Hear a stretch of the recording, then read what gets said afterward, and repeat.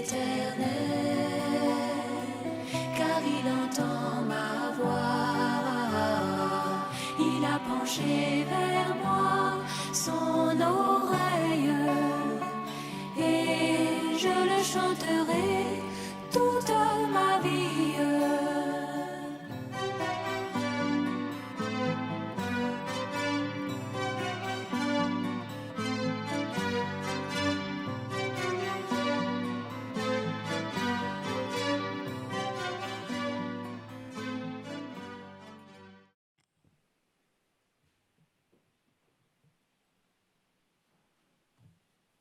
Gloire à Dieu. Gloire à Jésus.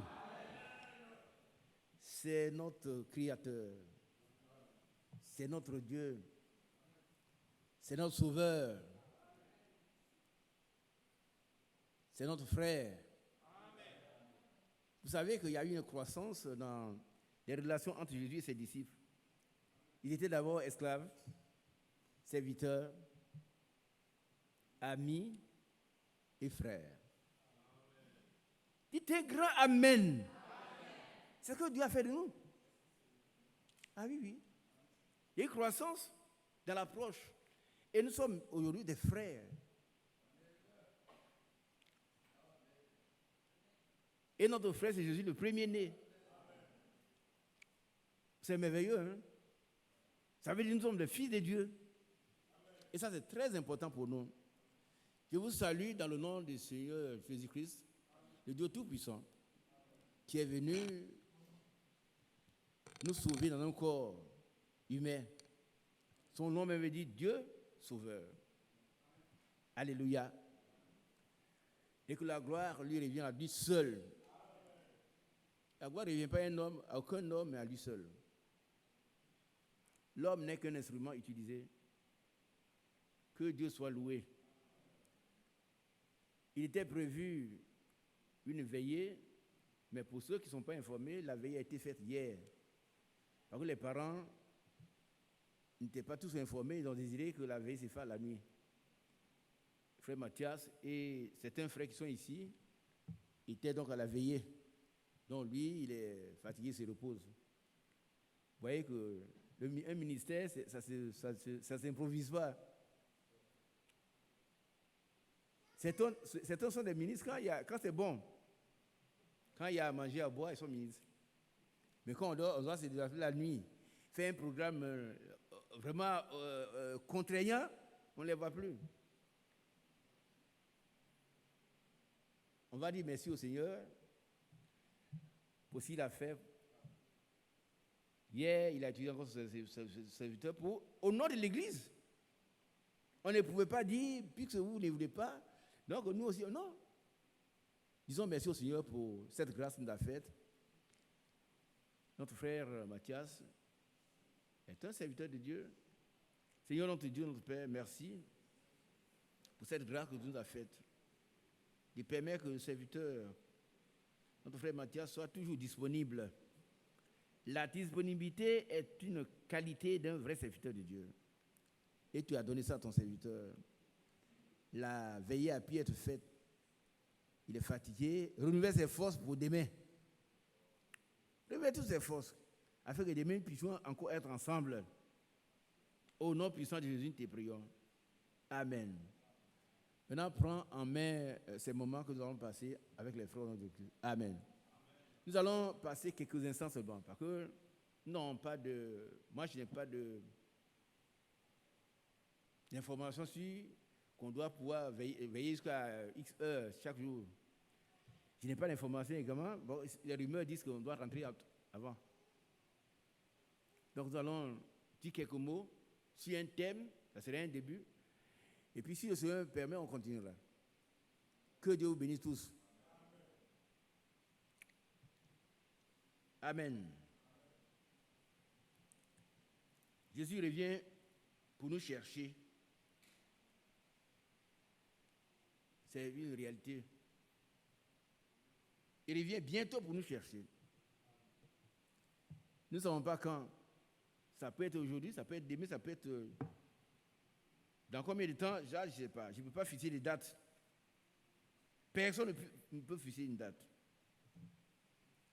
Alléluia. Et il veut une épouse prête. Une épouse sans tache, sans rides. C'est-à-dire quelqu'un qui a vieilli. Vous voyez les rides, là, ça vient de ça provient de la vieillesse.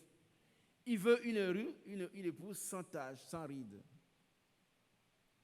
Une vierge pure.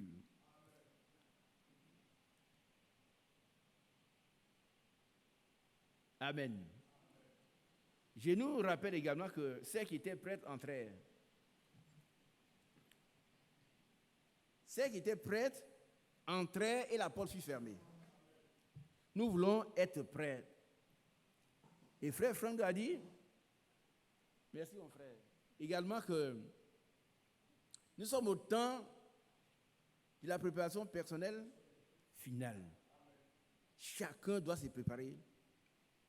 On ne le fera pas pour toi, ma soeur. On ne le fera pas pour toi, mon frère. Toi-même, tu dois te préparer. Avec la puissance du Saint-Esprit que Dieu nous a donné. Dieu nous a donné son esprit. Qui le croit? C'est une réalité. C'est écrit dans la Bible. Hein? Ce n'est pas le Saint-Esprit qu'on reçoit et puis bon, on fait des choses qui ne sont même pas spirituelles. Mais quand le Saint-Esprit vient, il nous conduit dans toute la vérité. Il nous conduit dans l'amour. Et frère Brown a dit que votre Saint-Esprit, mesurez-le au degré d'amour que vous avez. Quand quelqu'un va vous insulter, vérifiez votre Saint-Esprit.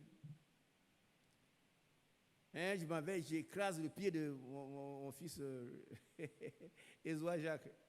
Ah!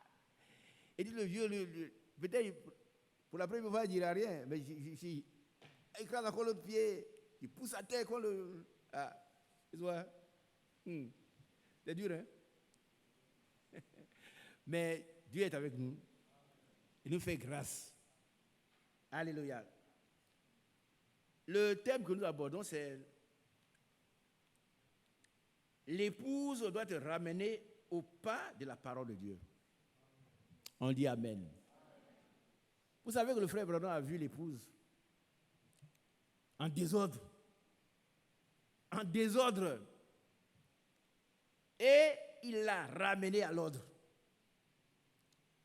La vision est longue, je ne vais pas vous en parler. Mais qui sait de quoi il parle? Bon, vous n'êtes pas nombreux. Beaucoup de gens, ça passe ça.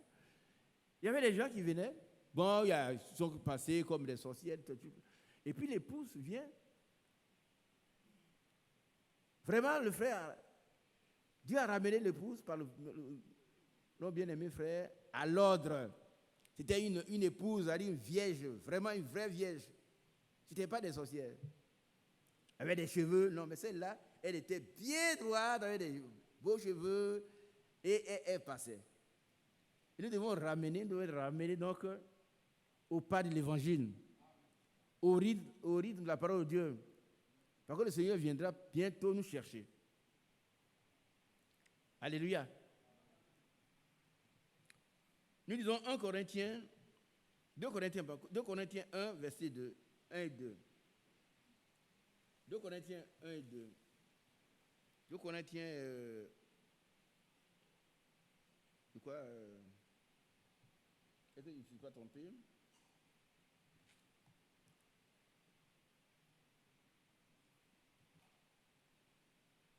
Attendez. Hein.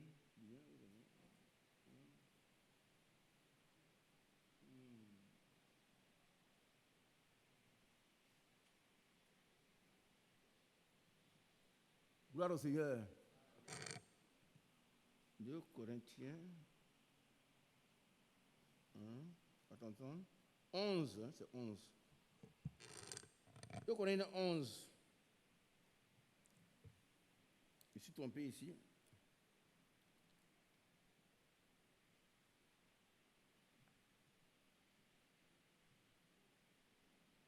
Un et 2.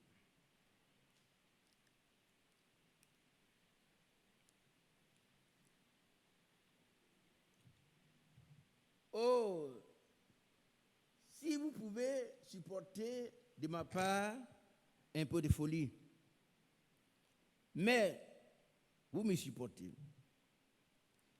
Car je suis jaloux de vous, d'une jalousie de Dieu. Parce que je vous ai fiancé à un seul époux pour vous présenter à Christ comme une vierge pure. Vous n'avez pas touché? Nous sommes aujourd'hui fiancés. Qui dit Amen? Levez la main. Nous sommes fiancés, on n'est pas encore mariés. Nous allons bientôt célébrer les noces là-haut. Qui le croit aussi? Mais il n'y a que ceux qui seront prêtes. Et l'apôtre Paul dit, je suis jaloux de vous. Il a raison. Gloire au Seigneur. Car je suis jaloux de vous d'une jalousie de Dieu. Parce que je vous ai fiancé à un seul époux. Amen. Vous savez que peut-être qu'il y en a qui n'étaient pas là, mais quand on parle d'époux, on parle d'épouse, on parle de femme, le frère Franck l'a enseigné qu'il y a une différence. Et nous le croyons. Qui le croit aussi? Je ne vais pas entrer dans les détails.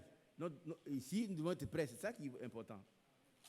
Qu'on soit épouse, qu'on soit femme, nous devons être prêts. Parce que celle qui était prête entrait dans la salle de noces avec l'époux. Et la porte fut fermée. Oui. Frères, s'ils ne sont pas prêts, nous allons être au dehors. C'était des vierges, des vraies vierges. Mais elles n'étaient pas prêtes. Aujourd'hui, nous devons nous apprêter en comptant sur la grâce de Dieu. Demandons au Seigneur de venir ôter tout ce qui bat dans notre chemin. Demandons-lui, prions-le. Nous sommes encore au temps de la grâce. Je dis Amen à cela. Je dis encore Amen. Je dis Amen. Ce n'est pas le jugement. Donc sur le trône, il y a encore le sang. Aujourd'hui, si quelque chose te bloque le chemin, jette à toi, terre, Seigneur, viens. Il va intervenir. Amen. Ce n'est pas encore le trône du jugement. Mais après l'enlèvement, ce serait un trône du jugement. Le même trône. Donc ne perdons pas de temps. Demain ne nous appartient pas. Demain ne nous appartient pas. Ma fille, qu'est-ce que j'ai dit? Donnez le micro à ma fille.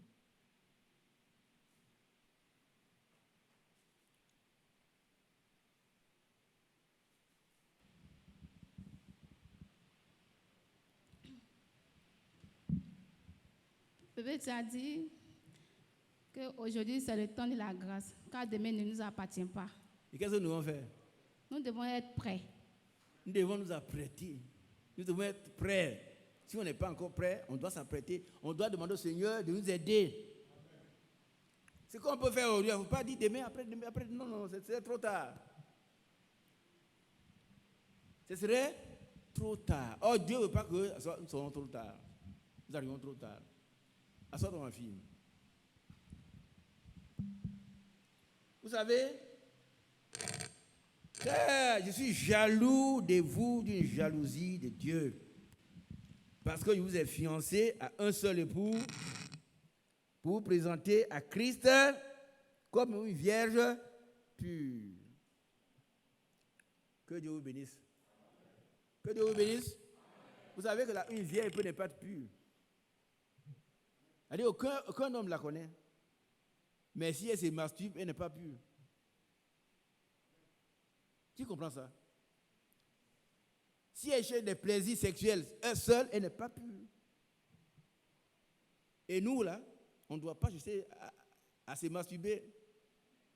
Jamais, jamais, jamais. On ne doit pas chercher à avoir des relations sexuelles en dehors du mariage. Si on n'est pas pur, il veut une vierge pure. Être vierge, c'est bon, mais il faut être pur. Alléluia.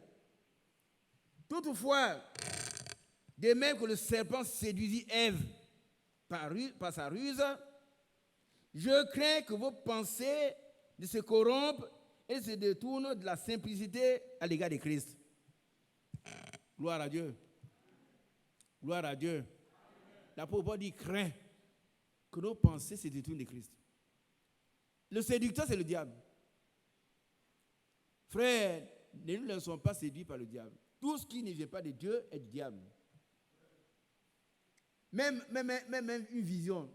Vous avez une bonne vision, c'est bon, mais si c'est contraire à la parole de Dieu, ce n'est pas de Dieu. Tout doit être ramené à la parole écrite. Si vous avez vu une bonne vision, si ce n'est pas correct, conforme à la parole de Dieu, ce n'est pas de Dieu. Et frère Brandy, mettez ça de côté. Alléluia. C'est le prophète, il dit, mettez ça de côté. Et notre frère Franck, dans une prédication,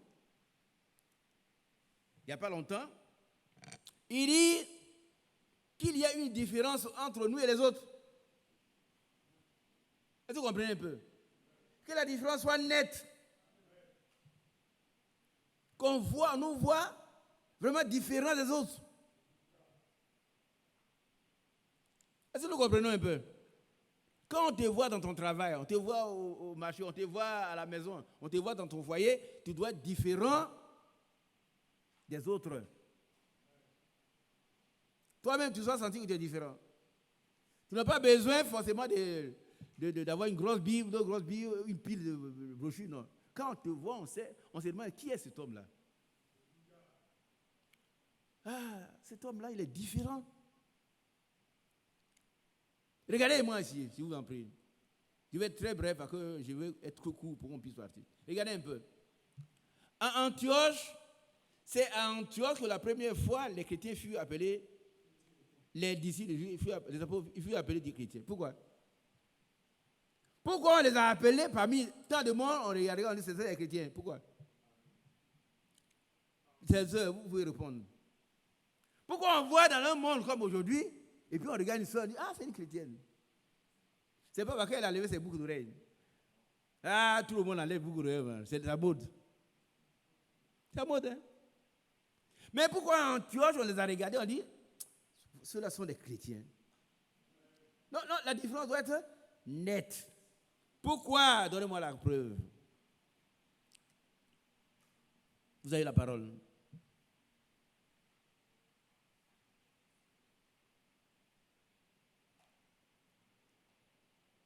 C'est à Antioche que pour la première fois, les disciples ont été appelés chrétiens. C'est pas au début. Hein. C'est après la mort du Seigneur, les gens ont regardé un groupe de personnes et ont dit, ah, ceux-là, ce sont des chrétiens. Église d'Abidjan, que les gens nous regardent et ils disent, ce sont des chrétiens. Ils ne sont pas comme les autres. À Tucson, il paraît qu'il y a 9 églises, 9 assemblées du message. À Tucson. C'est frère Franck qui a dit la dernière fois.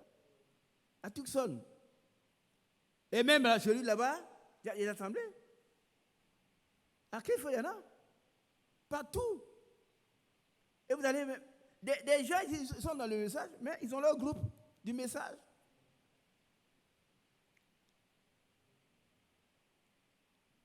Mais 1000 groupes, mais un seul est vrai qui croit au message à la fin des temps. Ce n'est pas de l'orgueil, c'est une réalité. Et ces groupes-là doivent être différents. Ah oui. Quand on voit que tu as du message, vous croisez deux du message. Tu as du message, vous allez quelque part, et puis l'autre le soir, il prend sa grosse bière. Il prend sa grosse bière, il dit alors, Léopold, viens, on va boire. Et pourquoi tu ne bois pas? Si tu vois quelqu'un qui commence à boire, à chercher les femmes, à jouer avec la parole de Dieu, il n'est pas dans notre milieu. Je doute fort bien. Hein. Je doute fort bien qu'il soit d'ici. S'il y a encore des gens comme ça ici, il est temps que vous puissiez changer. Et Dieu fait grâce. C'est le Dieu de miséricorde. Il veut vous ramener à l'ordre. Et l'ayant trouvé, il l'amena à Antioche. Pendant toute une année, ils se réunirent aux assemblées de l'Église. Ils enseignaient beaucoup de personnes. Ce fut à Antioche que, pour la première fois, les disciples furent appelés chrétiens. Pourquoi? Parce qu'ils se réunissaient. Non, il y a beaucoup de gens qui se réunissent. Hein? Reprenez cette voie-là, vous allez répartir ça au sable. Il y a des églises partout. Église biblique de ceci, église de ceci, c'est pas ça. Mais les chrétiens doivent être différents. Pourquoi? Pourquoi doit-il être différent? Mon frère Kochi, pourquoi les chrétiens doivent être différents? Donne le micro, je vais finir tout de suite.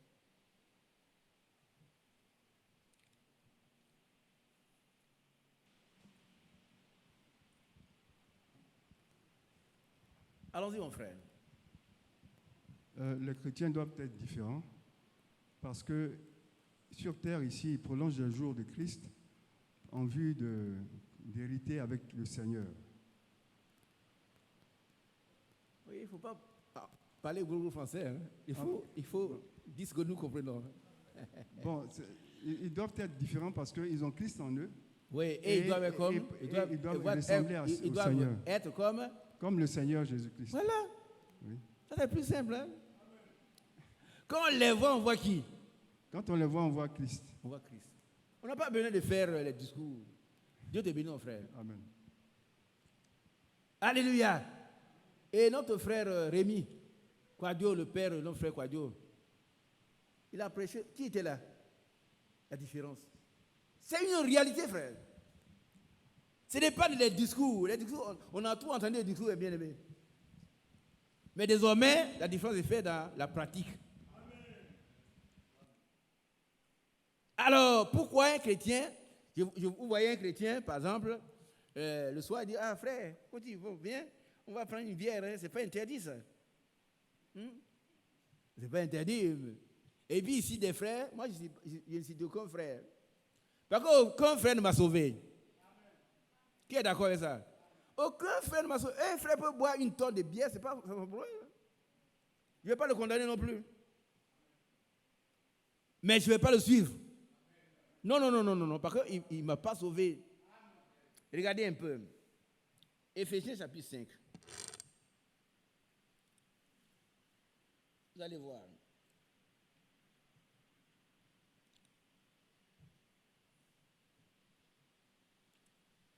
Éphésiens 5, verset 18. Par rapport au vin. Qui va lire, moi, Léopold? Vas-y. Disons ensemble, ceux qui prennent un peu de vin là. Je vous interdis, moi, je n'ai aucun droit pour vous interdire de faire ce que vous voulez. Mais si vous êtes prêts, il y a un chemin à suivre. Amen. Allons-y, mon frère. Éphésiens chapitre 5, verset 18. Oui, c'est ça? Non, c'est bien 18, oui. Verset 18. Oui. Ne vous enivrez pas de vin, c'est de la débauche. On dit Amen. On dit Amen. Amen. Il y en a qui vont voir un peu. Vous savez, on nous a raconté l'histoire d'un vieux, un buveur. Et on lui dit, tu prendrais un verre à table. Chaque fois qu'il y a une table, il prend un verre. Il voit une table, on dit, il prend un verre de vin. Donc, ça, un chrétien, ce n'est pas un homme comme ça. Moi, je ne sais pas faire des choses à moitié. Hein? Non. Si je me trompe, je reviens en arrière. C'est normal. Parce que je suis un homme. Est-ce que vous comprenez? Mais ne vous enivrez pas de vin. C'est de la débauche. Celui qui s'enivre de vin, il boit du vin, on le trouve dans les caniveaux. Il n'est pas différent de celui qui commet adultère, celui qui vole. Ce sont les mêmes. C'est la débauche. Vous avez compris? Ça vous gêne? Je peux continuer encore? Amen. Amen. Qui veut continuer un peu? Ne vous enivrez pas de vin. L'ivrognerie est une débauche. Comme l'impudicité est une débauche sexuelle. Ne vous enivrez pas de vin. Soyez au contraire remplis d'Esprit Saint. Saint-Esprit. Amen. Ça veut dire que les deux s'excluent. Amen. Tu ne peux pas avoir les deux à la fois. Aucun homme ne peut être à la fois rempli de vin et rempli de Saint-Esprit, ce n'est pas possible. Maintenant, comme lui, il sait boire un peu, c'est bien. Moi, je ne sais pas faire boire un peu. J'ai un ami qui est venu, j'avais un problème de nerfs, il est venu donner un médicament. On doit prendre un petit verre de gin. Il dit, bon, tu prends ton médicament, ton verre de gin, tout ça va. Merci. Il ne peut pas. Je ne peux pas faire ça. Là, le démon est passé par lui pour me rendre un niveau. Non, c'est pas possible. Je lui ai rendu ça. Et comme je suis malade, et quand je prends un peu, je prends un petit verre là, et puis ça rend mon ventre. Si ton ventre, Dieu ne veut pas rendre ton ventre. Si c'est un verre de vin, tu es vraiment grave. Moi, Dieu peut tout pour moi. Dieu peut tout pour moi, je n'ai pas besoin de vin. Lis-moi Philippiens chapitre 4, verset 13. Ouais.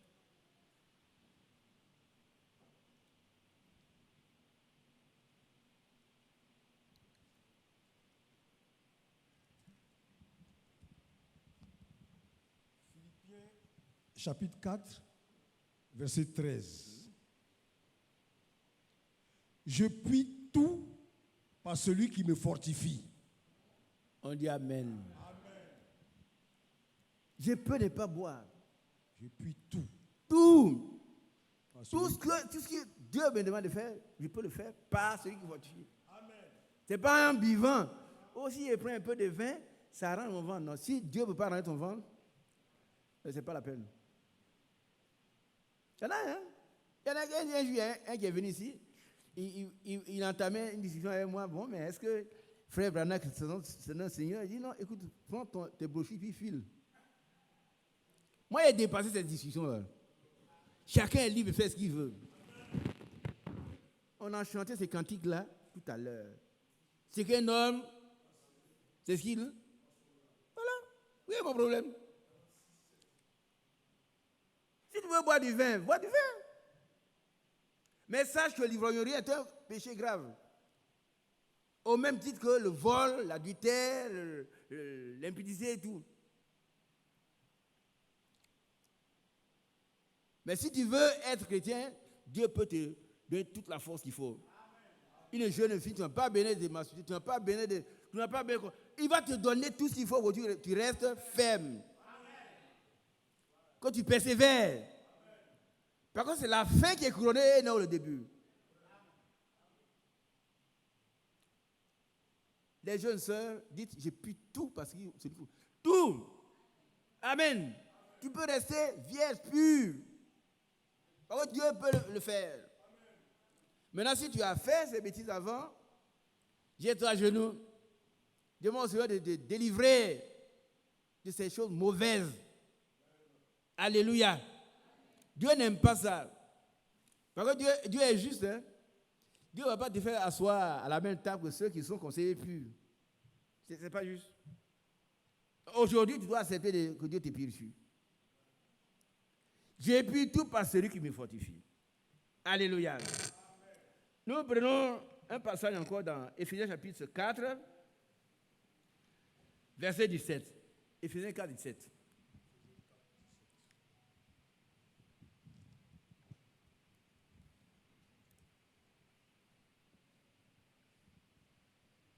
Éphésiens chapitre 4, verset 17. Voici donc ce que je dis et ce que je déclare dans le Seigneur. Dans le Seigneur. Continue. Vous ne devez plus marcher comme les païens. C'est que, moi ici il y a c'est que, chez toi il n'y a pas. Il n'y a pas sec. Il n'y a pas sec ici. D'accord, allons-y. Vous ne devez plus marcher comme les païens qui marchent selon la vanité de leurs pensées. Amen. Verset 18. Amen. Amen. Nous ne devons plus marcher, moi aussi, nous ne devons plus marcher comme les païens. Continuons la lecture. Verset 18. Ils ont l'intelligence obscurcie, ils sont étrangers à la vie de Dieu à cause de l'ignorance qui est en eux, à cause de l'endurcissement de leur cœur. On s'arrête là. Pourquoi? Parce qu'ils sont étrangers à la vie de Dieu. Mais quand toi tu es étranger, Non. Léopold, pourquoi tu n'es pas étranger? Je suis instruit chaque mercredi, chaque dimanche, Ça ne samedi, suffit pas. Par contre, tu es un fils de un Dieu. fils de Dieu. Léopold, c'est pas pourquoi tu es instruit. Il y a des gens qui sont plus instruits que toi. Ils ont fait la théologie. Mais ils demeurent des païens. Ce matin, j'ai médité un peu. Je vois un pasteur sur l'internet, il fume d'abord avant d'aller prêcher. Tu as vu ça? Il prend son gros machin et puis il fume pas. Ce sont des démoniaques. C'est-à-dire, ils veulent amener les autres à leur suite. Ah oui. Ils veulent initier des faibles personnes, des gens qui sont faibles, à les suivre.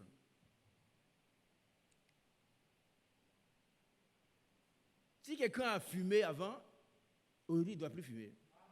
Il doit délivrer. Moi, j'ai fumé. Et j'ai été délivré. Depuis 1971, c'est fini. 1971. Quand quelqu'un fume là, mon nez est très fin. Il y a l'odorat fin, je sens. J'ai pris pour lui pour qu'il change. Si quelqu'un vient chez moi, il va dire non, toi tu fumes là, reste dehors. Non, il n'a qu'à venir fumer. Le soir, on aura l'occasion de lui parler de Jésus. Par contre, c'est pour les gens qui sont perdus que Jésus est venu. C'est pour les fumeurs. Mais quand un fumeur vient à Jésus, il abandonne la fumée. Amen. Alléluia. Quand un ivrogne vient à Jésus, il abandonne l'ivrognerie. Alléluia. Amen. Frère Léopold, c'est pas ton enseignement, ça pas suffisant. Tu es fils de Dieu. Par contre, Dieu a un objectif. Il veut des fils et des filles. Alléluia. Et c'est pour cela que Jésus-Christ, il a donné Jésus-Christ comme celui qui va le premier-né. Si on prend Romains chapitre 8, vous allez voir 8, 28. Lis Romains 8, 28. Excusez-moi, je vais finir.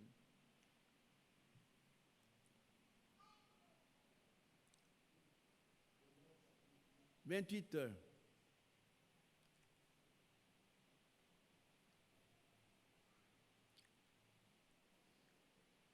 Continuons. Romains chapitre 8, verset 28.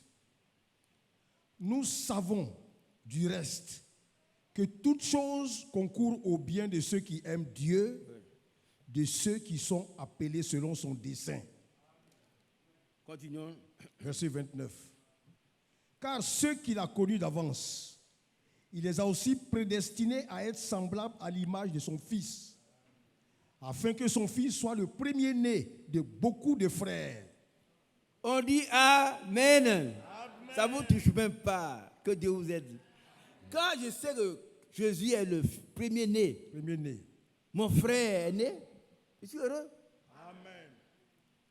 Vous n'êtes pas heureux? J'ai dit à mon petit cousin qui est chez moi à la maison, il dit, mais toi tu es mon cousin, il est là, hein, quelque chose, je ne sais pas s'il est là. Toi tu es mon cousin, on a même grand-mère. Nos deux grand-mères sont des sœurs. Mais tu n'es pas mon frère, il me regarde. Voilà. Yo est mon frère. Yo est mon frère. Mais toi, on a même grand-mère, tu n'es pas mon frère, il me regarde comme ça. Peut-être tu entends le jour où nous serons dans la voiture et puis on sera enlevé, tu vas laisser, tu seras dans la voiture. Je ne sais pas où tu vas t'amener. Et mais les gars, il dit, mais je veux que tu sois sauvé, mon fils. Tu n'es pas mon frère. Tu n'es pas mon frère. Pourquoi? Quand les hommes sont venus voir Jésus, Ta mère, tes frères, tes soeurs veulent te voir. Oh, il devait courir y aller. Maman, qu'est-ce qu'il a dit? Non. Il pose une question. Qui est ma mère? Qui sont mes frères, mes soeurs? Qui? Et regardant les individus, voici mes frères. Voici mes soeurs. Voici ma mère. Car celui qui écoute la parole de Dieu, qui la met en pratique, est mon frère. Il me regarde, mais toi, tu n'es pas mon frère. Charnellement, on est des frères. Mais tu n'es pas mon frère. Yo, c'est mon frère. Ah oui. Voilà mon frère Koji qui est là. Mes soeurs sont là. Mais toi, là, on a même sang. C'est un liquide. Mais c'est pas. Moi, le sang de Jésus m'a déjà purifié. Oh, toi, tu n'es même pas baptisé. Le Seigneur a dit, allez, faites de tous les disciples, les disciples. Allez faire de toutes les nations les disciples. Leur enseignant, c'est quoi je vous ai enseigné. Celui qui aura cru, qui sera baptisé, sera sauvé. Celui qui n'aura pas cru sera condamné. Donc mon jeune cousin, tu es condamné actuellement. Il me regarde comme ça. Mange le pain, bois ton vin, fais ce que tu veux chez moi ici, mais tu es condamné. Tu es condamné, hein? Tu n'es pas sauvé. Enseignez-leur tout ce que je vous ai prescrit. Celui qui aura cru, qui sera baptisé, sera sauvé. Le jour de la Pentecôte, Pierre a dit, repentez-vous et que chacun de vous soit baptisé pour la rémission de vos péchés. Celui qui n'est pas baptisé au nom de Jésus, son péché est sur son dos encore. Oui, vous comprenez un peu. C'est pourquoi chaque fois, on demande quels sont ceux qui sont baptisés. Ils se lèvent. Vous avez baptisé au nom de Jésus? Non, on doit vous baptiser. Parce que si vous n'êtes pas baptisé au nom de Jésus, vos péchés sont encore sur votre dos. Parce que c'est Jésus seul qui est mort pour nous. Il a donné sa vie pour nous. Et on peut crier, Église d'Abidjan, notre servitude est terminée. Parce que quelqu'un a donné sa vie pour nous. Mais si toi tu n'es pas baptisé, tu n'es pas concerné. Tes péchés sont encore sur toi. Alléluia. Celui qui croira, qui sera baptisé, sera sauvé. Qui n'est pas encore baptisé ici? Qui n'est pas encore baptisé? Levez-vous. Dieu te bénit, ma fille. Dieu te bénit aussi. Demain, on en parlera avec vous. Voilà. Celui qui croira et qui sera baptisé sera sauvé. Mais celui qui ne croira pas sera condamné. Aujourd'hui, le Seigneur prépare son épouse. Et son épouse sera constituée de tous ceux qui auront cru, qui auront été baptisés au nom de Jésus-Christ. Qui ont eu leur péché remis. Qui ont reçu aussi le baptême de Saint-Esprit. Alléluia. Ceux-là seront prêts, ils seront enlevés. Si aujourd'hui tu as des problèmes encore, le Seigneur est là, il pardonne encore aujourd'hui. Ce n'est pas encore le jugement. Parce que quelqu'un a été jugé pour nous. C'est Jésus. Lui seul, le seul sauveur. Tous les fondateurs de religion sont encore, ils ont leurs os dans leur tombe. Le seul qui a ressuscité, c'est Jésus. Pourquoi? Parce qu'il est Dieu. Philippe lui a dit, asseyez-vous mes enfants, demain on va s'occuper de vous, si vous êtes intéressés. N'est-ce pas? Philippe lui a dit, montre le Père, cela nous suffit. Il dit, Philippe, il y a si longtemps que je suis avec vous, et tu n'as pas encore connu Philippe? Vous savez qu'en français soutenu, quand il dit, il y a si longtemps que je suis avec vous, et tu n'as pas encore connu Philippe, c'est un reproche. Il lui a dit, il y a longtemps que je suis avec vous, Philippe, tu ne me connais pas encore? Ça s'arrête là. Mais il y a si longtemps que je suis avec vous. Et toi, Philippe, tu ne m'as pas encore connu? Tu ne sais même pas ce que je suis? Tu crois que je suis un homme? Un simple homme? Je suis la deuxième personne de la Trinité? Non! Alléluia! Celui qui m'a vu a vu le Père. Et c'est le Père qui est venu dans un corps humain. Il a donné sa vie pour que toi et moi nous soyons sauvés parce que le péché a été commis dans la chair. Il fallait que le Père vienne dans la chair pour nous sauver. C'est ce qu'il a fait. Ce n'est pas une deuxième personne de la Trinité. C'est Dieu lui-même. Et c'est quoi son nom veut dire? Dieu sauveur. Alléluia. Celui qui m'a vu a vu le Père. Comment dis-tu? Je suis peiné. Est-ce que vous comprenez un peu le français? Ça veut dire je suis peiné, je souffre. Pendant 3 ans et demi, je suis avec toi. Je suis peiné. Philippe, je suis peiné. Comment dis-tu encore? Tu ne m'as pas connu. Et il insiste, Philippe, toi Philippe, tu es incrédule. Ce soir, qui est Philippe ici? Le péché, c'est l'incrédulité. Le péché, c'est l'incrédulité. L'incrédulité, c'est une injure à la véracité de Dieu. Jésus-Christ est le Dieu tout-puissant. Il est venu pour nous sauver dans la chair. Parce que le péché a été commis dans la chair. Jésus lui dit, il y a si longtemps que je suis avec vous et tu ne m'as pas encore connu, Philippe, incrédule. Qui est incrédule comme Philippe ici? Ça s'adresse à toi ce soir. Mais l'épouse doit être une épouse sans tâche, composée des gens, des croyants. Celui qui m'a vu a vu le Père. Comment dis-tu? C'est comme si on lui tirait les oreilles. Comment dis-tu? Comment dis-tu? Toi, Philippe, montre-nous le Père. Si c'est comme ça, tu crois, ma soeur, mon frère, tu es encore moins que Philippe. Parce que Philippe s'est repenti. Tu dois te repentir aussi. Au nom de Jésus. Alléluia. Ne crois-tu pas que je suis dans le Père et que le Père est en moi? Frère, le Père est en nous. Ah oui? C'est Jésus. Qui croit cela? Il est venu dans son esprit, il est venu habiter en nous. Et il est celui qui croit. Le Père et moi, nous viendrons et nous ferons nos demeures en lui. Est-ce que 3 personnes sont venues? Non, c'est le Saint-Esprit. Amen. Il est venu habiter en nous, sommes des chrétiens. Et c'est pourquoi, quand on a vu leur comportement, on dit, ceux-là sont des chrétiens. Je vais m'arrêter là.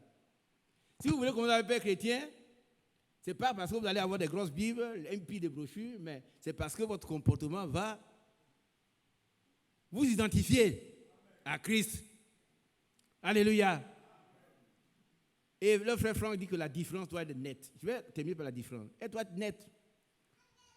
La différence entre des chrétiens qui sont des fils de Dieu doit être nette entre eux et les païens qui sont des filles du diable. Est-ce que vous comprenez? Le Seigneur est fils de Dieu. Nous sommes des fils de Dieu. Et alors, Dieu veut, l'objectif de Dieu, c'est d'avoir des fils et des filles différents du monde. Hébreux chapitre 1, verset 5, on va le lire et puis je vais conclure. Hébreux chapitre 2, on l'a lu il y a comment on appelle Romains 8, 28, on a vu que le Seigneur est déjà notre fils, notre frère aîné. Hébreux chapitre 1, verset 5. Allons-y, mon frère.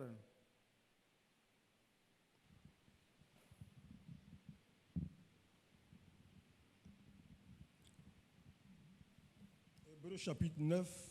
Non, chapitre 1. Oh, chapitre 1, d'accord. C'est ma faute. Tu parles mal, donc c'est pas ta faute. Hébreux chapitre 1, verset 5. Allons-y.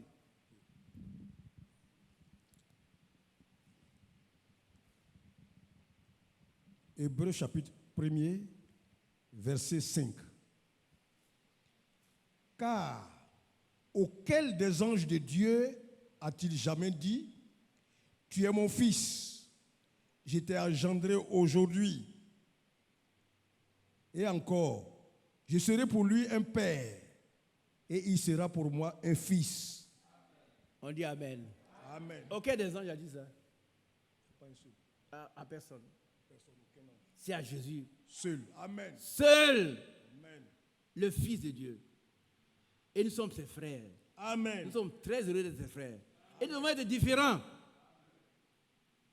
Différents. Et dans Malachie, peut-être que la prochaine fois, on va continuer. Il est écrit que ceux qui craignent Dieu, qui le savent, doivent être différents de ceux qui ne le craignent pas. Amen. Que Dieu vous bénisse. Amen. Oui, tu aimes ça. Donne le passage. Malachie chapitre 3, verset 18. Oui. Et vous verrez de nouveau la différence. Alléluia. Lis-le pour nous, frères. Frères. Chose. Hein? Lis-le pour nous. Et vous verrez. Malachie chapitre 3, verset 18.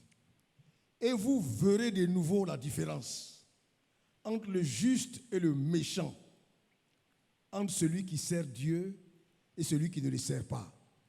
Que Dieu vous bénisse. Amen. Dans les détails, le frère Franck a dit que aujourd'hui, on voit encore des sœurs qui s'effardent. Hein? Ils voient leurs lèvres, il faut mettre quelque chose pour que ça brille. Elles font tout pour ressembler un peu au monde. Mais on doit être différent. Et surtout, quand elles s'habillent, quand elles montent ici, moi, ça me gêne. Vous n'êtes pas gêné, hein? Une sœur qui se marie, tu vois, c'est 2 pieds serrés. Est-ce que c'est juste? C'est 2 pieds serrés, on voit tout. C'est pas bon. C'est pas bon. C'est pas bon, hein? Nous devons changer. Nous devons être différents des autres. Et la différence doit être nette. Amen. Par contre, bientôt, le Seigneur va venir prendre vraiment ceux qui lui appartiennent, comme une épouse, hein, une vierge pure. Que Dieu nous bénisse. Nous allons prier quelques instants et rentrer chez nous. Et demain, nous serons là, si Dieu le permet, encore nous serons là. Dieu vous bénisse. Au nom de Jésus. Amen. Viens. Merci.